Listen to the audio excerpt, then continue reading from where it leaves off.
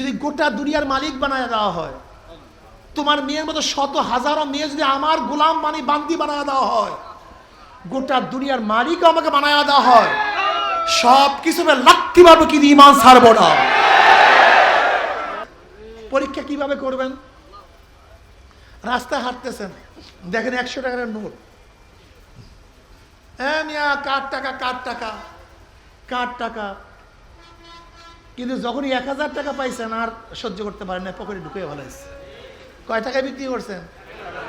1000 টাকা দেখছেন, এই কার টাকা। যখন 1 লাখ টাকা পাইছেন তখন আর সহ্য করতে পারেন না। কয় টাকায় বিক্রি করছেন? 1 লক্ষ টাকা সহ্য করছেন। যখন 1 কোটি টাকা পাইছেন বুঝতে পারেন। এরকম হাজারো ইমানওয়ালা আছে, ইমান বিক্রি করে দেয়। আর কিছু রিক্সাওয়ালা, ঠেলাওয়ালা, আল্লাহর বান্দা, কিছু আলেম ওলামা এমনও আছে গোটা দুনিয়ার বাদশাহী দিয়া দিলেও লাথি মারবে, ঈমান ছাড়বে না। বরং রাষ্ট্রের অর্ধেক আমি তোমাকে মালিক বানায় দেব, এই অর্ধেক রাষ্ট্রের মালিক তুমি, শুধু একটু শর্ত। কি শর্ত জনাব? বলি ঈমানটা ছাড়তে হবে।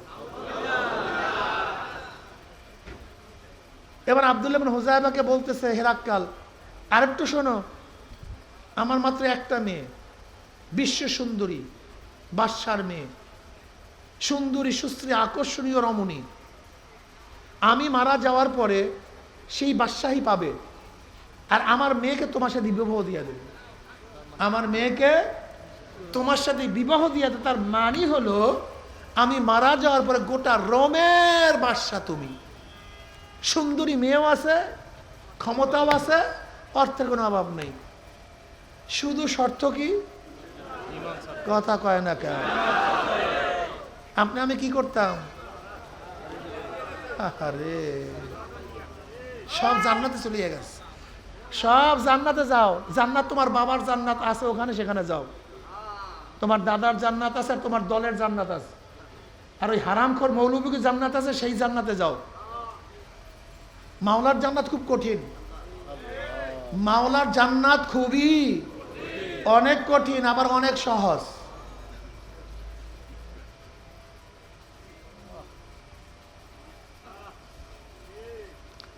মাঝে মাঝে আমি চিন্তা করি আমি কোন অবস্থায় আছি, আল্লাহই ভালো। এবার হেরাক্কালের জবাব শোনেন।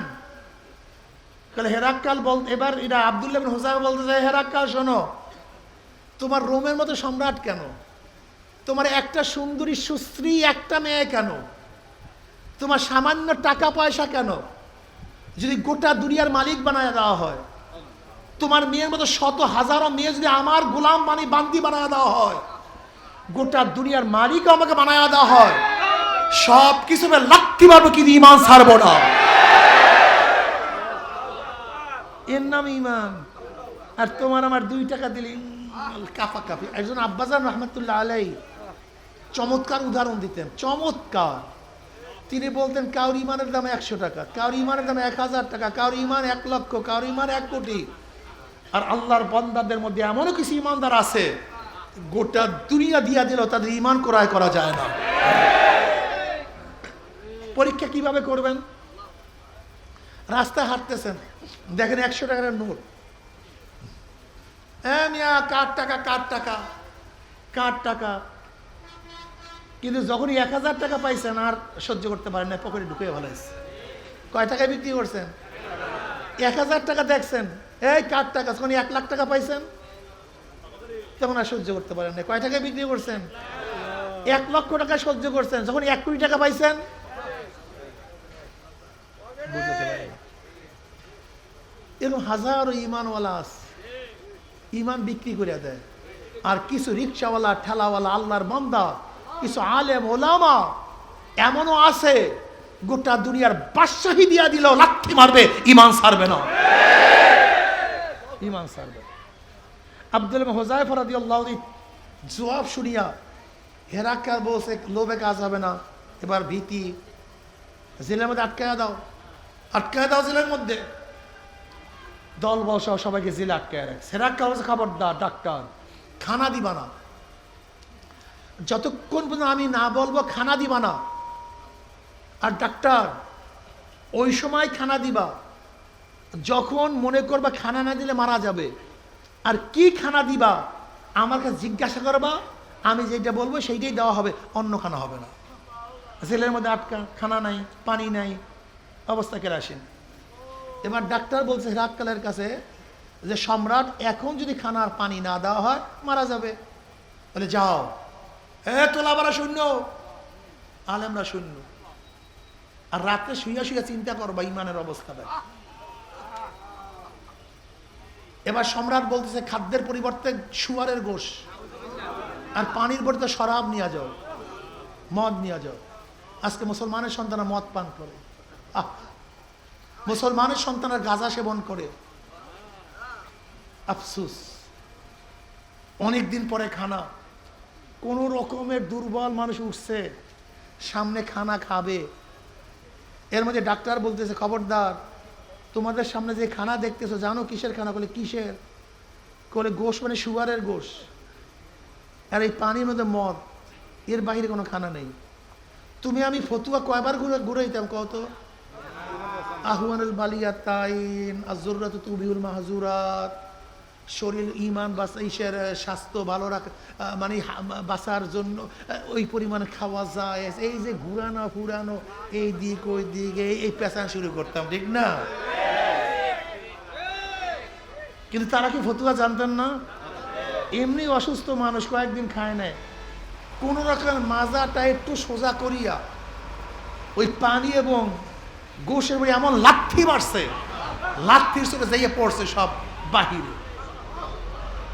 বলে বেয়াকুবের গোষ্ঠী, আমার মৃত্যুর সময় ইমানের পরীক্ষা নেওয়ার জন্য আসছো? মুসলমান মারা যাইতে পারে কিন্তু হলকুমের মধ্যে হারাম ঢোকে না। মারা যাইতে পারে, হলকুমের মধ্যে হারাম ঢুকে না। আর তোমরা নিজেরা ইচ্ছা করে হারাম ঢুকাও। মনে করছো জান্নাত নাই, জাহান্নাম নাই, কিয়ামত নাই, হিসাব নাই, নিকাশ নাই। অপেক্ষা কর, আমহিলহুম রুয়াইদা, আল্লাহ ঢিল দিয়েছেন তো, অপেক্ষা করো, আসতেছে সময়। এবার হেরাক্কাল বলতেছে না, কাজ হবে না, তৈল গরম করো, তৈল গরম করো। বহুত বড় ড্যাগ, এই ড্যাগের মধ্যে তৈল টকবক টকবক টকবক করতেছে। আব্দুল্লাহ ইবনে হুযায়ফা রাদিয়াল্লাহু আনহু সবাই বাধা। হেরাক্কাল বলল আব্দুল্লাহর একজন সাথীকে তৈলের মধ্যে ছাড়িয়ে দাও। টকবক টকবক তৈল করতেছে, সারা সাথে সাথে ভাজা হয়ে গেছে। এবার আব্দুল্লাহ রাদিয়াল্লাহু বলতেছে, আব্দুল্লাহ কি বোঝো, ইমান ছাড়বা নাকি যাবা? আব্দুল্লাহ ইবনে হুযায়ফা রাদিয়াল্লাহু তাআলা আনহুকে ড্যাগের পানির উপর উঠাইছেন। এবার আব্দুল্লাহ ইবনে হুযায়ফা রাদিয়াল্লাহু চোখের থেকে পানি পড়া শুরু করছে। হেরাক্কাল বলছে নামাও। মনে হয় আব্দুল্লাহ ভয় পাইছে, আব্দুল্লাহ ভয় পাইছে, নামাও। নামাইছে। এরা আব্দুল্লাহ এবার মনে হয় ভয় পেয়েছে, ইমান ছাড়বা। কিভাবে বুঝলে বেঈমান? কাঁদতে আসো, চোখে পানি, ভয় ছাড়া তো চোখে পানি নেই। বেঈমান, আমি ভয়ে কাঁদি না, জীবনের জন্য কাঁদি না। কাঁদো কেন? কিসের জন্য কাঁদো? বলে আমি আব্দুল্লাহ আজকে একা আল্লাহর রাস্তায় জীবন বিসর্জন দিতে আসি। আমি আব্দুল্লাহ একা আল্লাহর রাস্তায় শহীদ হইতে আসি। যদি আজকে আমি 1 লক্ষ আব্দুল্লাহ থাকতাম, এই 1 লক্ষ আব্দুল্লাহ আল্লাহর রাস্তায় শহীদ হইতে পারতাম, এই 1 লক্ষ আব্দুল্লাহ কেন শহীদ হইতে পারতেছি না, সেই আফসোসে আমি কাঁদতে আসি। এবার হেরাক্কাল বলছে এরা মানুষ না, এরা ফেরেশতা, এদের ছেড়ে দাও। এই ঘটনা ওমর ইবনে খাত্তাব রাদিয়াল্লাহু জামানায় আব্দুল্লাহ ইবনে হুযায়ফা রাদিয়াল্লাহু তাআলা যখন তার সাথীদেরকে নিয়ে মদিনায় আসছেন, ওমর ইবনে খাত্তাব রাদিয়াল্লাহু মদিনার বাহিরে এসে তাদের রিসিপশন জানাইছেন। কি বুঝলা সাহাবাদের অবস্থা? তারা ঈমানকে রক্ষা করার জন্য সব কিছু ত্যাগ করত, আর তুমি আমি দুনিয়ার জন্য ঈমানকে ত্যাগ করি, ইসলামকে ত্যাগ করি। যেরকম ভাঙ্গা দ্বার বইটা নিয়া গভীর সাগর পাড়ি দেওয়া যায় না, হে মাঝি বহুত গভীর সাগর পাড়ি দিবা, বিশাল ঢেউ, বিশাল তুফান, মেঘনার মতো বহুত বড় নদী, পদ্মার মতো বিশাল নদী, বঙ্গোপসাগরের মতো বড় সাগর পাড়ি দিবা, সাগরের মধ্যে বিরাট তুফান, টর্নেডো শুরু হয়ে গেছে, ঢেউ 100 ফুট উঁচা হইয়া ঢেউ শুরু হয়ে গেছে, প্রচন্ড গতিতে বাতাস ছাড়িয়া পড়ছে। এখনো তুমি সাগরের কিনারায়। এ মাঝি খবরদার, নৌকা পরীক্ষা না করিয়া, দ্বার পরীক্ষা না করিয়া, বইটা পরীক্ষা না করিয়া, বাদামের কাপড় পরীক্ষা না করিয়া, রশি পরীক্ষা না করিয়া, তক্তা পরীক্ষা না করিয়া সাগরের মধ্যে পাড়ি জমাইও না। যদি পরীক্ষা নিরীক্ষা ব্যতীত সাগরের মধ্যে পাড়ি জমাইয়া বসো, হালকা তক্তা, হালকা বইটা, দুর্বল বইটা, দুর্বল কাপড় নিয়ে যদি সাগরের মধ্যে পাড়ি জমাইয়াই বসো, যখন প্রচন্ড গতিতে বাতাস তোমার বাদামের কাপড়ের মধ্যে পাড়ি মারবে, চাপ মারবে, অমনি তোমার কাপড়গুলি ফানাত ফারাত ফারিয়া যাবে, রসুই টাস টাস ছিড়িয়া যাবে, তোমার বইটা ভাঙ্গিয়া যাবে, তোমার নৌকার তক্তাগুলি সব ছুটিয়া যাবে, তুমিও তলাইয়া যাবা, তোমার নৌকাও তলাইয়া যাবে। ও মাঝি ওপারে তো আর যাইতে পারবা না। এ 3.5 হাত নৌকার মাঝে আব্দুল্লাহ, এ 3.5 হাত নৌকার মাঝে আব্দুর রহমান, এ 3.5 হাত নৌকার মাঝে রহিমা খাতুন, 5টা মহাসমুদ্র পাড়ি দিয়ে আমার মাওলার দরবারে পুজতে হবে। 5টা মহাসমুদ্র পাড়ি দিয়া তারপরে জান্নাতে যাইতে হবে। মৌয়াত 1 সমুদ্র, কবর 1 সমুদ্র, কিয়ামতের ময়দান 1 সমুদ্র, মিজান 1 সমুদ্র, পুসরাত 1টা সমুদ্র।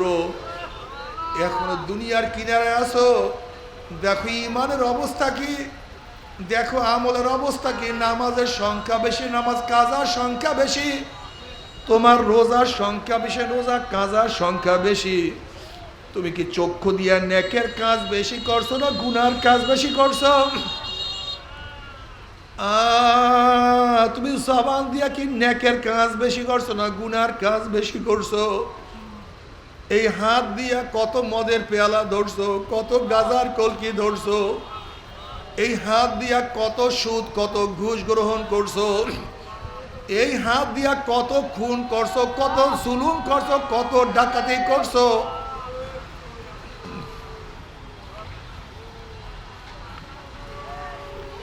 এই হাত অবৈধভাবে কত মহিলার গায়ে লাগাইছো।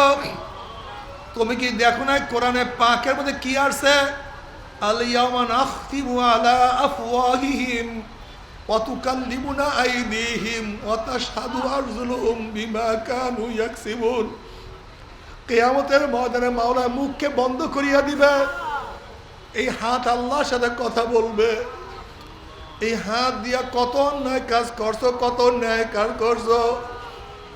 এই হাত বলবে মাওলা অমুক দিন অমুক তারিখ তোমার বান্দা অমুককে দান করছে, এই হাত দিয়া যুদ্ধ করছে, জিহাদ করছে, হাত দিয়া কত মানুষকে বাঁচাইছে, এই হাত দিয়া কত ন্যায় করছে।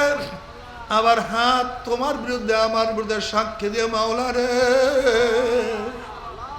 এই হাত দিয়া মদ পান করছে, গাঁজা সেবন করছে, খুন করছে, চুরি করছে, সুদ গ্রহণ করছে।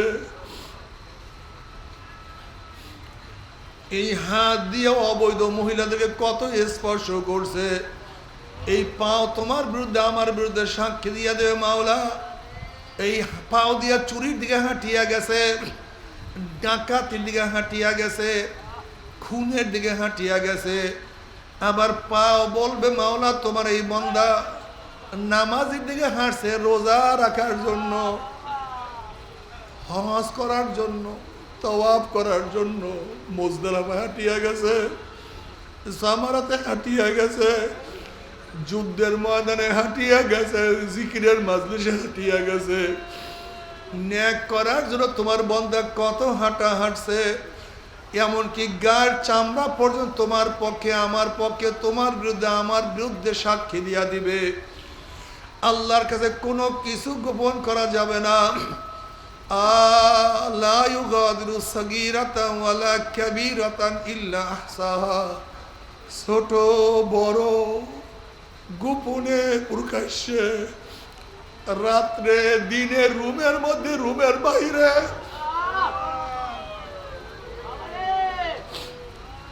মানুষের মধ্যে একা একা যাহা কিছু করছি সব কিছু হিসাব নিকাশ হইয়া যাইতে আছে। বাবারে এখনো তওবার সময় আছে, তওবা করো। এখনো তওবা করার সময় আছে, তওবা করো। নবী আলাইহিস সালাতু ওয়াস সালাম ফরমান তাইবুনা জানবে কামাল্লা জানবালা। যদি তওবা করার মতো তওবা করতেই পারে আমার মাওলা সমস্ত গুনাহ খাতা মাফ করিয়া দিবে। আর আল্লাহ না করুক, তওবা না করিয়া যদি কিয়ামতের ময়দানে উঠো, ওয়ামান ইয়ামাল মিসকালা যাররাতিন শাররান ইয়ারা, যদি এক যাররা পরিমাণ গুনাহ নিয়েও কিয়ামতের ময়দানে উঠো, এক যাররা পরিমাণ গুনার শাস্তিও তোমাকে আমাকে ভোগ করতে হবে। আল্লাহ তুই আমাদের সবাইকে মাফ করিয়া দাও। বাবার এই জাহান্নামের আগুন এত মারাত্মক, এত কঠিন আগুন, নারুল্লাহিল মুকাদাতুল্লাতি তাত্তালিউ আলাল আফিদা। দুনিয়ার আগুন হাতে লাগলে হাত পড়ে, পায়ে লাগলে পাও পড়ে, শরীরের যে কোনো জায়গায় লাগলে সেই জায়গায় পড়ে। কিন্তু জাহান্নামের আগুন এত মারাত্মক, এত কঠিন, শরীরের যে কোনো জায়গায় লাগার সাথে সাথে ধাউ ধাউ ধাউ ধাউ করিয়া কলিজা পুরিয়া সারকার হইয়া যাবে। আল্লাহ তুমি আমাদের সবাইকে মাফ করিয়া দাও। আল্লাহ আমাদের সবাইকে ক্ষমা করিয়া দাও। আল্লাহ আমাদেরকে তওবা করার তৌফিক দিয়া দাও। তবে মুমিন মুসলমান বলতে সবাই মনে চায় গুনার থেকে ফিরিয়া নেক আমল করিয়া মাওলার জান্নাত কিন্তু সবাইরই যাইতে মনে চায়। গুনাহ নিয়া মাওলার জাহান্নামে কাউরি কিন্তু যাইতে মনে চায় না। কিন্তু কেনই বা আমরা নেক আমল করতে পারি না, কেনই বা গুনার কাম ছাড়তে পারি না?